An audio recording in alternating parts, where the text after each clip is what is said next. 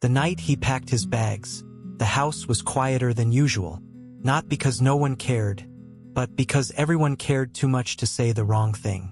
The kitchen light flickered the way it always did when too many appliances were plugged in. His mother stood at the counter, folding and unfolding the same dish towel, as if time might slow down if her hands stayed busy. His father sat at the small dining table, boots still on from work, lunch pail resting by his feet like a loyal dog waiting to be noticed. This was the house he grew up in. Too small, too loud, too warm in the summers and too cold in the winters. But it was full of laughter, of shared meals, of the kind of love that didn't announce itself. Ethan Miller had learned early that love didn't pay bills. His father worked maintenance at a local factory. Honest work, backbreaking work, the kind that left his hands cracked and his shoulders permanently slumped by the age of 50. His mother cleaned houses during the day and stitched clothes at night, humming old songs that smelled like soap and exhaustion. They never complained. That somehow made it worse. Ethan was bright. Everyone said so. Teachers told him he was going places. Guidance counselors said words like potential and future with a seriousness that made his chest tighten. At night, lying on his narrow bed, he imagined glass buildings, tailored suits, and a life where the lights didn't flicker. "I'm not meant to stay here," he told himself, and slowly that thought hardened into belief. College became the escape plan, then internships, then the city. On his last night, his mother packed extra sandwiches into his bag even though he insisted he wouldn't need them. His father cleared his throat more times than necessary, finally saying, "Just don't forget where you come from." Ethan smiled. "I won't." But even as he said it, part of him believed forgetting might be the price of becoming someone. When he stepped outside, the porch creaked under his weight. Same sound it had made his entire life. He paused, just for a second, feeling the cool night air, the familiarity of the street, the echo of laughter from old summers. Then he walked away. At the time, it felt like courage, like choosing a future. He didn't know yet that leaving home isn't always about distance. Sometimes it's about what you quietly decide no longer matters. The city welcomed Ethan with indifference, and he loved it. No one cared where he came from. No one asked about his parents or the size of the house he grew up in. Here, success was measured in hours worked, emails answered at midnight, and how often you said yes without flinching. He learned fast. Internships turned into entry-level roles. Entry-level roles turned into promotions. His calendar filled. His phone buzzed constantly. For the first time in his life, exhaustion felt like proof he was doing something right. Calls from home became shorter. At first, it was unintentional. "I'll call you back, Mom. I'm in a meeting. I'll visit next month, Dad. Things are crazy right now." Eventually, the calls slowed on both ends. When his mother talked about her aching back, he listened with half an ear while replying to emails. When his father mentioned the factory cutting hours, Ethan reassured him with words that sounded helpful but required no action. "You'll figure it out," he said. They always had.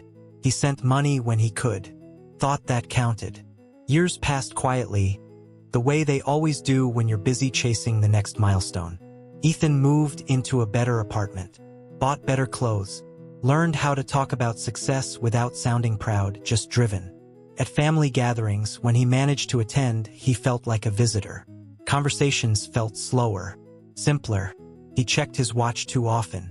Somewhere along the way, warmth began to feel inefficient. And yet, on certain nights, when the city lights glowed outside his window and the noise faded just enough, he felt a strange emptiness. He told himself it was normal. Ambition required sacrifice. He just didn't realize what he was trading away. Ethan didn't notice the distance growing. Distance is sneaky like that. It disguises itself as responsibility, as adulthood, as being too busy. When his mother forgot his birthday one year, he laughed it off. When his father stopped calling altogether, he assumed everything was fine. Silence became the new normal, comfortable, unquestioned. He had built a life that looked impressive from the outside. But when coworkers talked about family, something in him shut down.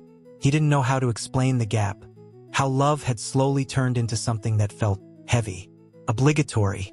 He wasn't cruel. He wasn't ungrateful. He was just emotionally unavailable in the way that looks respectable. Then one afternoon, in the middle of a presentation, his phone buzzed. He ignored it. 5 minutes later, it buzzed again. This time, he stepped out. His father's voice was unfamiliar, thin, shaky. "Your mom collapsed at work," he said. "They're taking her to the hospital." The world didn't stop, but something inside Ethan did. The flight home felt longer than it should have. At the hospital, the smell hit him first.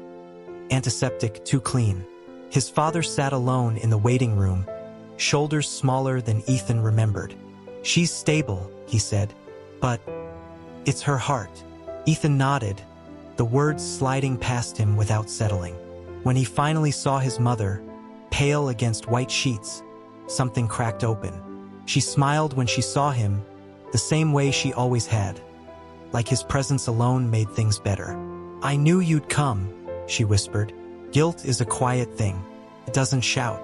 It just sits there, heavy and undeniable. Over the next few days, Ethan stayed, listened, watched, noticed the small things, the worn shoes his father still wore, the way the house felt emptier, quieter, tired. He realized how much life had happened without him. And for the first time, success felt strangely hollow. The call came on the 4th day. "A promotion." Bigger role, bigger salary, bigger city. "Congratulations," his boss said. "This is what you've been working toward." Ethan stared at the hospital hallway, at his father asleep in a plastic chair, at his mother's room just down the hall. He thought about the life waiting for him, and the one quietly asking him to stay. For the first time, ambition didn't feel exciting. Felt lonely. Ethan declined the offer. Not dramatically, not heroically, just honestly. He took a remote role instead. Came home more often, listened more, asked questions he should have asked years ago. It didn't fix everything, but it fixed something. He learned that success doesn't disappear when you slow down. It just changes shape. Years later, Ethan still thinks about that night he left. He understands now you can win everything the world offers and still lose what anchors you. Ambition isn't the enemy. Disconnection is. If this story feels familiar, let it be a reminder. Don't wait for the call that forces you to remember what matters. Some things, once lost, can't be earned back, no matter how successful you become.